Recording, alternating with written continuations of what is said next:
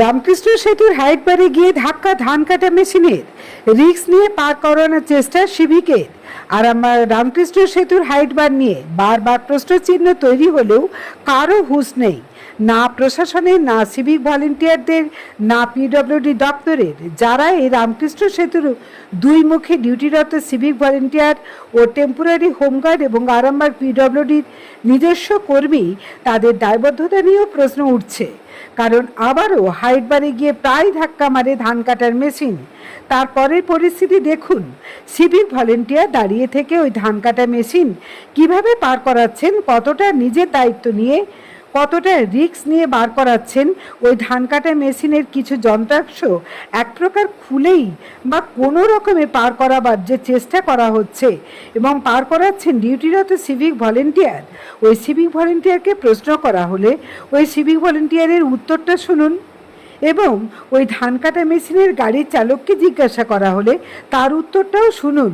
কি বললেন শুনে তাজ্জব হয়ে যাবেন। কুশকুমার পাড়ের রিপোর্ট, আরামবাগ টাইমস।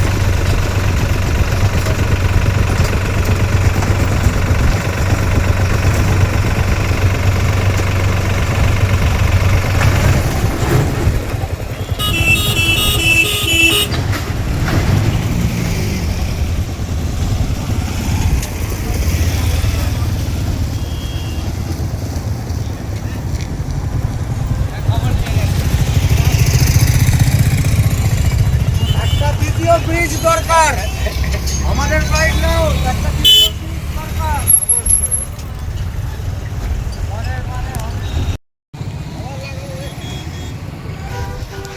দাদা এইভাবে পাস করাচ্ছেন, যদি বিপজ্জনক কিছু ঘটে যায় তখন কি করবেন?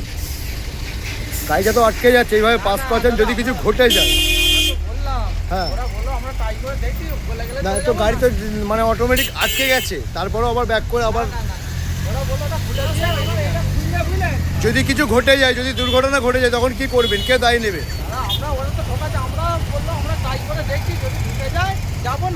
অটোমেটিক তো আটকে গিয়েছিল, তারপরেও ব্যাক করলো, আবার ঢুকবার চেষ্টা করছে। যদি কিছু ঘটে যায় তখন কি হবে? হ্যাঁ, যদি কিছু ঘটে যায়, যদি দুর্ঘটনা ঘটে যায়, তাহলে এই দায়ীটা কে নেবে? এই দায়ীটা নেবে কে? আপনারা তো দাঁড়িয়ে আছেন, আপনারা সিকিউরিটি করছেন, আপনারা তো এটা তো অটোমেটিকই আপনি ওখান থেকে আটকে দেবেন। না না, কি বলবো, আপনাদের ডিউটি তো এগুলোকে সরিয়ে দিয়ে আটকে দেওয়া। আপনাদের তো ডিউটি, বলুন না যে এটাকে।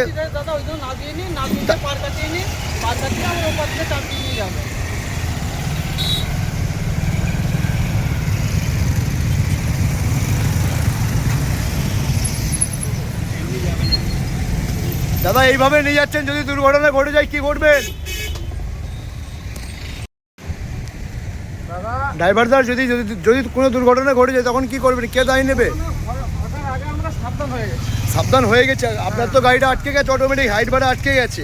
এরপরেও চেষ্টা করছেন যে কোনো রকমে যদি নিয়ে যাওয়া যায়, তো যেখানে যাওয়া যাচ্ছে না সেখানে কেন এইভাবে জোর করে যাচ্ছেন? না, যদি যাচ্ছেন না, আপনারা আটকে যাচ্ছেন, তারপরেও কেন জোর করে যাচ্ছেন? যদি দুর্ঘটনা ঘটে যায়, যদি কোনো একটা ভট করে একটা ইলেকট্রনিক শর্ট সার্কিট হয়ে গেল তখন কি হবে?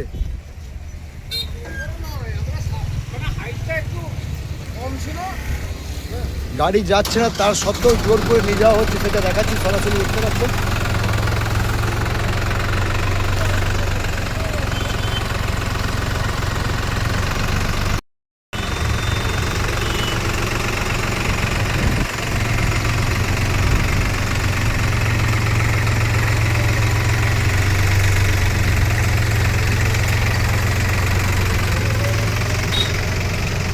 কতটা রিস্ক নিয়ে পার করছে সেটা দেখলেন, যে কতটা রিস্ক নিয়ে পার করলো। প্রথমবারে ঠিকে গেল, তা সত্ত্বেও কিন্তু এখানকার যে সিভিক ভলেন্টিয়ার ছিল তিনি কিন্তু দাঁড়িয়ে দেখলেন, এবং তার সত্ত্বেও এরপরেও কিন্তু পারমিশন দিলেন। কীভাবে পারমিশন দিলেন জানি না। যদি কোনো দুর্ঘটনা ঘটে যায় তখন এর দায় কে নেবে?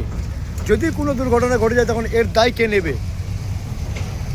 না সিভিকের মুখে উত্তর, না যিনি গাড়ি নিয়ে যাচ্ছেন তার কোনো মুখে উত্তর।